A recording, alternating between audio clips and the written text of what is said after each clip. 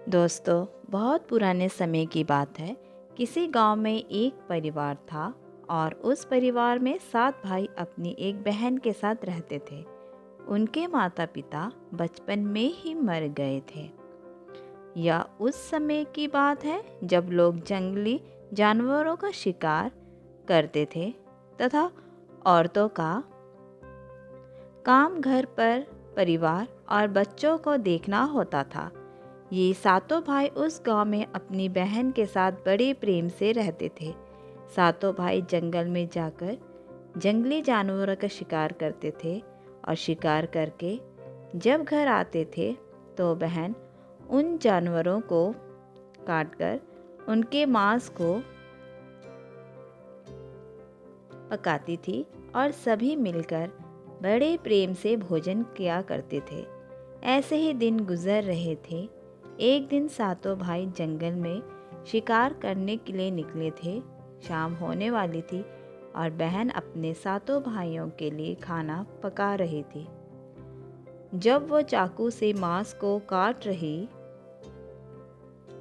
थी तभी चाकू के तेज धार से एक उंगली कट गई। कटे हुई उंगली से खून बहने लगा। अब बहन सोचने लगी कि यदि उनके भाइयों ने उसकी कटी उंगली देखी तो वो काफ़ी दुखी हो जाएंगे। इसलिए उसने सोचा कि अपने भाइयों को इसके बारे में नहीं बताना चाहिए और उनसे यह बात छिपाकर रखना चाहिए। उसने अपनी ओढ़नी पर खून को पोंछना चाहा, लेकिन फिर दिमाग में विचार आया कि यह तो मेरे भाई आसानी से देख लेंगे। फिर उसने अपने खून को मांस में ही पोंछ दिया। जब शाम को सातों भाई शिकार करके आए तो बहन ने भाइयों के लिए भोजन परोसा। आज सातों भाइयों को भोजन बहुत ज़्यादा स्वादिष्ट लगा और सभी अपनी उंगलियां चाटते रह गए और अपनी बहन की बखान करने लगे। अपनी तारीफ सुनकर बहन भी बहुत खुश हुई। अगले दिन सभी भाई सुबह खा पी कर जंगल में शिकार के लिए निकल पड़े।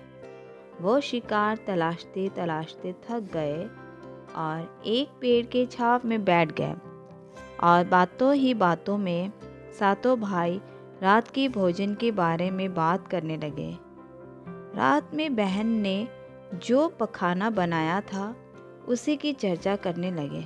सभी कहने लगे कि इतना स्वादिष्ट खाना उन्होंने कभी नहीं खाया।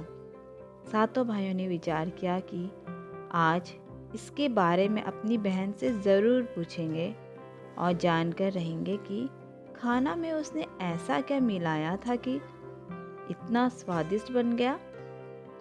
जब सातों भाई घर आए तो बहन खाने की तारीफ करने लगे। बहन बड़ी खुश हुई। तब सातों भाइयों ने सबसे बड़े भाई ने अपनी बहन से पूछा कि कल तुमने खाने में ऐसा क्या मिला दिया था कि इतनी स्वादिष्ट बन गया। बहन ने बहाना बना दिया जिससे उनको सच्चाई का ना पता चल सके। तब बड़े भाई ने बहन को अपनी सौगंध देते हुए कहने लगा कि बहन मुझे सच सच बताओ। तब बहन से सब कुछ सच सच बता दिया और कहने लगी कि खाना में मैंने अपना थोड़ा सा खून मिला दिया था क्योंकि चाकू से मेरी उंगली कट गई थी। उसके बाद सभी सातों भाई भोजन करके सोने के लिए चले गए। तभी सातों भाइयों में से सबसे बड़े भाई ने कहा कि खून की चंद बूंदें मिलाने से खाना इतना स्वादिष्ट बन गया तो बहन का मांस कितना स्वादिष्ट होगा। सभी भाइयों ने अपने बड़े भाई की हाँ में हाँ मिलाई और अगले दिन भोजन करके सभी भाई शिकार के लिए निकल पड़े। सातों भाइयों ने अपनी बहन को जान से मारने का प्लान बना दिया और कहा कि उसको मार कर उसका मांस पकाकर खाएंगे। लेकिन यह बात सातों में से सबसे छोटे भाई को पसंद ना आई। वह अपनी बहन को बचाने के लिए बहुत बेचैन था। वह इसका खुलकर विरोध नहीं कर सकता था, क्योंकि 6 भाई एक तरफ थे और वह अकेला था। शिकार करने के बाद सभी भाइयों ने एक टीले पर बांस की पट्टी से बना एक चबूतरा बनाया, जिसे चांग कहते हैं। उनकी योजना यह थी कि बहन को बहला फुसला कर यहाँ पर लाएंगे और तीर मारकर अपनी बहन की हत्या कर देंगे और उसका स्वादिष्ट मांस खाएंगे। अगले दिन बड़े भाई ने अपनी बहन से कहा कि बहन, अब तुम विवाह योग्य हो चुकी हो और तुम्हारे लिए एक योग्य वर की तलाश की है। अंततः तुम हमारे साथ चलो। बहन अपने बड़े भाई की बात सुनकर बड़ी खुश हुई और तैयार हो गई। चलते चलते वह बहन थक गई। तब वह अपने बड़े भाई से कहने लगी कि भाई, और कितना दूर चलना होगा? तब बड़े भाई ने कहा कि बहन, अब थोड़ी ही दूर जो टीले के ऊपर चांद दिख रही है, वहीं पर जाना है। टीले पर पहुंचकर बड़े भाई ने अपने छोटे भाई से कहा कि इसे रस्सी से बांस के खंभे के सहारे बांध दो। तभी भाई मिलकर अपनी बहन को रस्सी से बांधने लगे। बहन बहुत असहाय थी और अपने सभी भाइयों को हत्यारे की नज़र से देख रही थी और वह ईश्वर से कहने लगी कि हे भगवान, ये मेरे सभी भाई मेरे खून के प्यासे हैं। ऐसा कोई भाई नहीं है जिसके दिल में मेरे प्रति सहारा हो। यह सुनकर सबसे छोटे भाई का मन द्रवित हो गया, लेकिन वह बेचारा अकेला कर भी क्या सकता था। वह मजबूर था, क्योंकि 6 भाई बहन को मारने के पक्ष में थे। बहन को बांधने के बाद बड़े भाई ने अपने सभी भाइयों को बाण से मारने का आदेश दिया। जब बड़ा भाई सबसे पहले धनुष से बाण मारने के लिए चला तो बहन अपने बड़े भाई के सामने हाथ जोड़कर करुण स्वर में कहने लगी कि मारो मारो भाई, छाती में लक्ष्य करके तुम्हारा तीर, तुम्हारा धनुष जंगल को जाएगा। मारो मारो भैया, छाती में लक्ष्य करके, भैया छाती में लक्ष्य करके। बड़े भाई ने कठोरता से बाण चलाया, लेकिन उसका तीर सही निशाने पर नहीं लगा। अब दूसरे भाई की बारी थी। वह भी बहन को मारने के लिए धनुष बाण उठाया। उसके भी सामने बहन ने हाथ जोड़कर वही करुण स्वर गाने लगी। दूसरे भाई का भी निशाना विफल हो गया। इसी तरह से छठे भाई ने अपने बहन को तीर से मारने की कोशिश की, लेकिन सभी विफल रहे।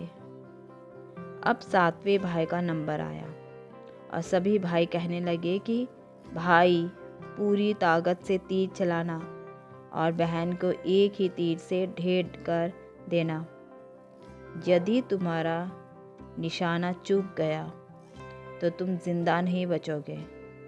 हम सब मिलकर तुम्हें मार देंगे। बहन ने अपने छोटे भाई की जान खतरे में देखी तो अपने भाई की जान बचाने का उसने निश्चय किया और वह ईश्वर से प्रार्थना करने लगी कि हे ईश्वर, मेरे भाई का तीर मेरी छाती भेदने में सफल हो जाए। और वह करुण गीत गाने लगी कि मारो मारो मारो भाई, छाती में लक्ष्य करके, छाती में लक्ष्य करके, तेरा तीर मेरी छाती भेद जाएगा। मारो मारो भैया, छाती में लक्ष्य करके मारो। छोटे भाई ने तीर चलाया और उसका तीर बहन के मन पर जा लगा। वह दर्द से तड़प उठी। कुछ देर छटपटाने के बाद उसके शरीर से प्राण निकल गए। बहन ने मरने के बाद सभी 6 भाई बहुत खुश हुए, लेकिन 7वां भाई बिल्कुल भी खुश नहीं था। सभी भाइयों ने मिलकर बहन के शव को चांग से नीचे उतारा। उसके बाद 6 भाइयों ने बहन के शरीर की बोटी बोटी करके काट डाले और बड़े भाई ने अपने सबसे छोटे भाई को जंगल से लकड़ी और पानी लाने का आदेश दिया। छोटा भाई लकड़ी को पानी के साथ कुछ मछलियाँ और केकड़ा भी लेकर आया था। वह जंगल व अंदर ही अंदर बड़ा दुखी था। उसके सभी भाई बहन की मांस बड़े चाव से पका रहे थे। वह अपनी बहन का मांस नहीं खा पाएगा। यदि उसने ऐसा किया, उसके सभी भाई मिलकर उसे गालियां देंगे। उसने मांस पकाते समय चुपके से केकड़े और मांस आग में डाल दिया और अपने खाने का जुगाड़ कर लिया। चावल और मांस तैयार हो गया था। ज़मीन पर केले के पत्ते बिछाकर उसमें सबके लिए खाना परोसा गया। छोटे भाई ने बैठने से पहले अपने स्थान पर एक छोटा सा गड्ढा खोद लिया था। उसने केले के पत्ते में परोसे गए बहन के मांस को उस गड्ढे में डाल दिया और मछली और भात खाने लगा। बाकी 6 भाई अपने बहन की हड्डियां चबाने लगे तो छोटा भाई केकड़ा चबाने लगा। भोजन करने के बाद बड़े भाई के कहने पर छोटे भाई ने सबका बचा हुआ जूठा साफ करने को कहा कि बहन बची हुई हड्डियां और उनके अन्य भाग जैसे कि सिर, नाखून, पंजे सबको इकट्ठा करके उसी गड्ढे में डाल दिया और ऊपर से मिट्टी डाल दी। कुछ समय पश्चात उस समय पर बांस का एक पौधा उग गया। धीरे धीरे वह स्थान पर बांसों का एक झुरमुट बन गया। एक बार उसी स्थान पर एक संत आए और उसी बांस के झुरमुट तले छुपकर मल त्याग करने लगे। उसी समय आकाशवाणी हुई कि संत दुर्गंध आ रही है, संत दुर्गंध आ रही है। बार बार यही आकाशवाणी हो रही थी तो संत ने झटपट उस स्थान को साफ कर दिया और उन्होंने झुरमुट में से एक बांस काट लिया और उसकी बांसुरी बना ली और उस बांसुरी के बजाकर लोगों के घर भिक्षा मांगने जाया करते थे और बदले में बहुत सारा उपदेश देते थे। एक दिन की बात है कि संत उसी गांव में उसी बड़े भाई के दौर पर चला गया। तब 6 भाइयों का विवाह हो चुका था और 7वें भाई का विवाह अभी तक नहीं हुआ था। वह अकेला और अलग रहता था। जो ही संत ने बड़े भाई के आंगन में कदम रखा, उसी समय बांसुरी बोल उठी कि नहीं बजाओ रे बांसुरी, यही है दुश्मन सबसे बड़ा। बड़े भाई के घर नहीं बजा रे बांसुरी, दया प्रेम सब छोड़कर रिश्ते में यही दाग लगाया है। नहीं बजा रे बांसुरी, यही दुश्मन है सबसे बड़ा। बड़े भाई के घर नहीं बजा रे बांसुरी। योगी के बांसुरी से बार बार यही आवाज़ निकल रही थी। इसको सुनकर बड़े भाई के पसीने आने लगे। उसने अपनी पत्नी से योगी को तुरंत भिक्षा देकर विदा करने को कहा। ऐसा करके संत सभी छोटे भाइयों के पास गए। सभी के सामने बांसुरी यही गीत गाने लगी। सभी भाइयों ने अपनी पत्नी से भिक्षा दिलवाकर उस संत को अपने द्वार से विदा कर दिया। उसके बाद संत सबसे छोटे भाई के द्वार पर पहुंचते हैं। वह अकेला रहता था और सबसे अलग हो गया था। जैसे संत अपने छठवें भाई के द्वार पर पहुंचता है, वैसे ही बांसुरी बोल उठी, बजाओ रे बजाओ बांसुरी, मेरे सबसे छोटे भाई के घर मन की बात मन में छिपाकर युग युग से रखा है। अंतर में बजा रे बांसुरी, यही है मेरे सबसे प्यारे भाई का घर।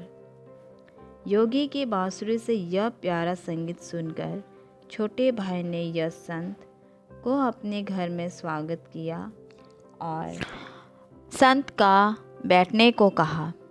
संत को जलपान करवाया तो छोटे भाई ने बांसुरी के बारे में योगी से पूछा, तो संत ने सब कुछ बात बता दिया कि उसने कैसे बांस को काटकर बांसुरी बनाई और कैसे आकाशवाणी हुई थी। छोटे भाई ने संत से विनती की कि आप इस बांसुरी को मुझे दे दो। यह सुनकर संत ने उसे बांसुरी सौंप दी। संत के चले जाने पर छोटे भाई ने बांसुरी को अपने सिरहाने पर धूप दीप जलाकर बड़े सम्मान के साथ रख दिया। कुछ समय बाद छोटे भाई के घर में परिवर्तन दिखाई देने लगा। जब वो काम से घर लौट आता तो अपना घर साफ सुथरा पाता। जब रोज रोज उसके गैर मौजूदगी में उसके घर की सफाई होने लगी तो वह अपनी भाभीयों से जाकर पूछने लगा कि हमारी गैर मौजूदगी में क्या आप लोग हमारे घर की सफाई करते हैं? तो सभी ने कहा, हमें अपने काम से फुर्सत ही नहीं मिलती, तो हम तुम्हारे घर पर साफ सफाई करने के लिए क्यों आएंगे? यह सुनकर छोटे भाई ने यह निश्चय किया कि वो आज छुप कर देखेगा कि उसकी गैर मौजूदगी में उसके घर की साफ सफाई कौन करता है। इसलिए छोटा भाई काम पर नहीं गया और घर में छुपकर देखने लगा। घर सुनसान होने पर जिस स्थान पर उसने बांसुरी स्थापित की थी, उसी बांसुरी में से उसकी बहन की शक्ल की एक लड़की निकलती है। उसके घर का सारा काम करके उसी बांसुरी में समा जाती है। यह सब देखकर छोटे भाई को अपनी आंख पर विश्वास नहीं हुआ। उसके बाद उसने यह बात अपनी बड़ी भाभी को बताई तो बड़ी भाभी ने अपने छोटे देवर को समझाया कि जैसे ही लड़की बांसुरी से बाहर निकले तुम उस बांसुरी को आग के हवाले कर देना। उसके बाद उस पर तुलसी जल छिड़क देना, फिर देखना कि क्या होता है। छोटे भाई ने अपनी बड़ी भाभी के कहे मुताबिक सारा काम किया। वह बांसुरी से लड़की के निकलते ही बांसुरी को आग के हवाले कर दिया और लड़की पर तुलसी जल छिड़क दिया। तुलसी जल के स्पर्श से वह लड़की मानव रूप में आ गई। भाई ने देखा तो यह उसकी छोटी प्यारी बहन है। उसने अपनी बहन को गले से लगाया। उसके बाद दोनों भाई बहन बड़े प्रेम से रहने लगे। बहन ने भाई को और भाई ने बहन को अपना लिया और दोनों उसी घर में प्रेम पूर्वक रहने लगे।